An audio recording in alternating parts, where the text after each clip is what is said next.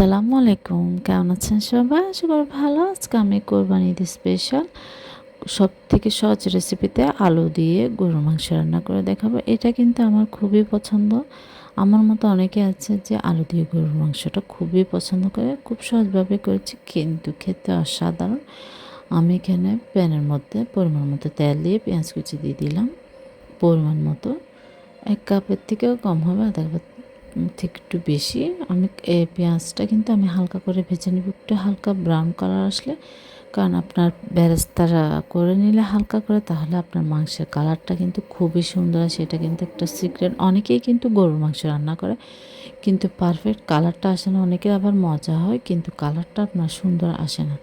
আমার মতো লাল লাল করে সুন্দরভাবে যদি আপনারা গরুর মাংস রান্না করতে চান, তাহলে অবশ্যই আমার এই ট্রিক্সটা আপনারা ফলো করবেন। পেঁয়াজটা কিন্তু হালকা একটু বেরেস্তা কালার করে নেবেন। তারপর এখানে আমি দারচিনি, এলাচ, তেজপাতা দিয়ে দিলাম।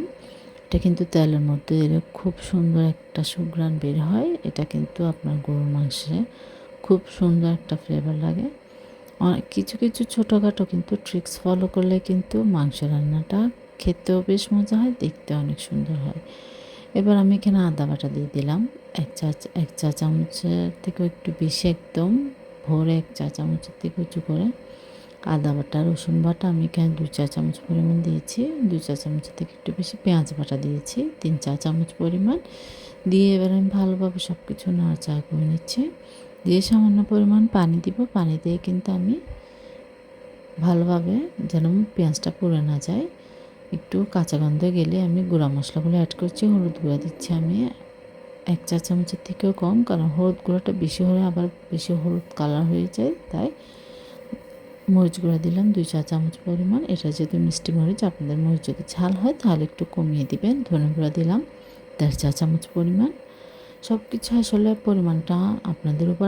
আমার যেহেতু মাংসটা আধা কেজির থেকে সামান্য একটু বেশি, সে অনুযায়ী আমি সব কিছু অ্যাডজাস্ট করে নিচ্ছি। আপনাদের মাংসের পরিমাণ যেহেতু কোরবানিতে অনেক সময় বেশি মাংস রান্না করা হয়, তাহলে আপনারা সব কিছু বেশি আপনাদের ডবল অ্যাড করে নেবেন পরিমাণটা। একটা পাকা টমেটো বড়, আমার টমেটোটা যেহেতু বড় ছিল তাই আমি একটা বড় পাকা টমেটো দিয়ে দিলাম। দিয়ে এবার আমি এটা ভালোভাবে সামান্য পানি দিয়ে কষিয়ে নিচ্ছি।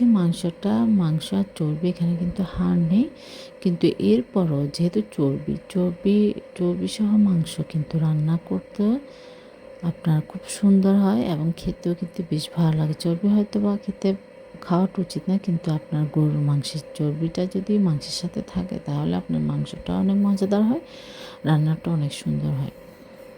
মাংসটা আমি যেহেতু সলিড মাংস, যার জন্য এখানে ৫০০ গ্রামের মতোই হবে। তারপর এখানে আমি ৫০০ গ্রামের থেকে একটু বেশি আলু দিয়ে দিলাম, এখানে ২-৩টি। এভাবে গরুর মাংসের কথা মাথায় আসলে কিন্তু আলু দিয়ে গরুর মাংসটা কিন্তু সবসময় সবাই খুবই পছন্দ করে। অন্যান্য বিভিন্নভাবে আমরা গরুর মাংস রান্না করি, কিন্তু আলু দিয়ে গরুর মাংসের ঝোলটা কিন্তু অন্যরকম লাগে। আপনি যে কোনো কিছুর সাথে খেতে ভালো লাগে। আমার রান্নাটা কিন্তু খুবই সিম্পল এবং খুবই ঘরোয়া মশলা দিয়ে রান্না করেছি। আপনারা দেখতে পাচ্ছেন আহামরি কোনো মশলা না, একদম নর্মাল যেরকম মশলা দিয়ে আমরা রান্না করে থাকি সেভাবে কিন্তু আমি রান্না করছি। আলু আর মাংসটা ভালোভাবে কষিয়ে নেব। আমি কিন্তু এখানে এখন কোনো পানি অ্যাড করব না। আপনার গরুর মাংস রান্নাটা কিন্তু আপনার কষানোর উপর অনেকটা পরিমাণ ডিপেন্ড করে মজা।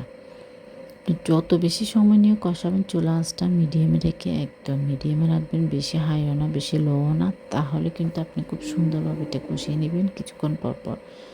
দেখুন মাশাআল্লাহ, আমার মাংসটা কিন্তু কিছুক্ষণ পরপর নাড়াচাড়া করে কষাতে কষাতে এটা কীরকম কালারটা চেঞ্জ হয়ে গেছে, কিন্তু একদম আপনারা কিন্তু এটা সরাসরি দেখতে পাচ্ছেন।